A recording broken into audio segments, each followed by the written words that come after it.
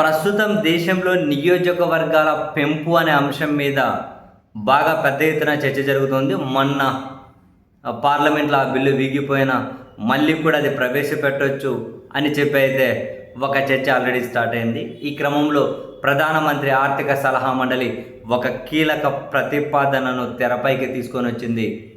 ఇంతకుముందు బిల్లులో కేంద్రం చెప్పినట్లుగా, ముసాయిదా బిల్లులో కేంద్రం చెప్పినట్లుగా 543 నుంచి లోక్సభ సభ్యుల సంఖ్యను 815 కాకుండా 824కు పెంచాలని, 543 నుంచి 824 సీట్లకు పెంచాలి అని, అండ్ ఈ 543 స్థానాల్లో 373 నియోజకవర్గాలను ఎలాంటి మార్పు లేకుండా యథాతథంగా ఉంచేసి, వాటిని అలాగే ఉంచేసి మిగిలిన 170 స్థానాలను విభజించాలి అని చెప్పి వాళ్ళ ఒక కొత్త ప్రతిపాదన తెర మీదకు తీసుకొచ్చారు. దానికి కారణం ఆ 170 నియోజకవర్గాల్లో పెద్ద ఎత్తున ఓటర్లు ఉన్నారు. సో చిన్న నియోజకవర్గాల్లో ఎక్కువ పోలింగ్ నమోదవుతూ ఉంది.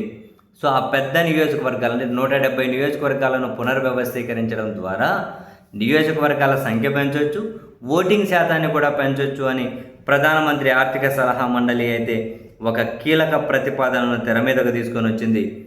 అండ్ తెలుగు రాష్ట్రాల్లో కూడా భారీ మార్పులు చోటు చేసుకోబోతూ ఉన్నాయి. ఈ నివేదికలో కొన్ని అంశాలు కనుక చూస్తే, ఇప్పుడు తెలంగాణలో హైదరాబాదు, సికింద్రాబాదు, మల్కాజ్గిరి, మెదక్ నియోజకవర్గాలను 3 కొత్త నియోజకవర్గాలుగా మార్చాలని, చేవెళ్ళ నియోజకవర్గాన్ని 2 నియోజకవర్గాలుగా విభజించాలి అని చెప్పి వాళ్ళ ప్రతిపాదన. అండ్ ఆంధ్రప్రదేశ్లో రాజంపేట, కడప, నంద్యాల, కర్నూలు, అనంతపురం, విశాఖపట్నం నియోజకవర్గాలను 3 స్థానాలుగా విడగొట్టాలని, మచిలీపట్నం నియోజకవర్గాన్ని 2గా విభజించాలి అని చెప్పి అయితే వాళ్ళు ప్రతిపాదించారు. సో రకరకాల ఈక్వేషన్స్ అయితే ఉన్నాయి ఇందులో.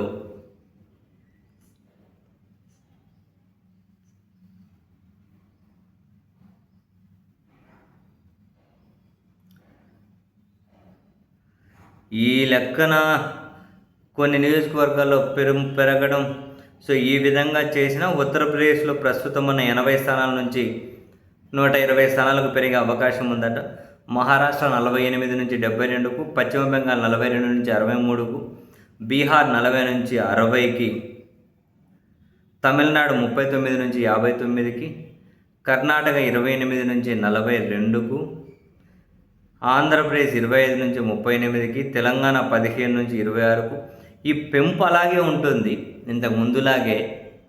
అంటే ఇంతకు ముందులాగే ఇన్ ద సెన్స్ దక్షిణాదికి అన్యాయం జరుగుతుంది, తక్కువ పెరుగుతాయని చెప్పి ఏదైతే చర్చ జరిగిందో అది అట్లనే ఉంది.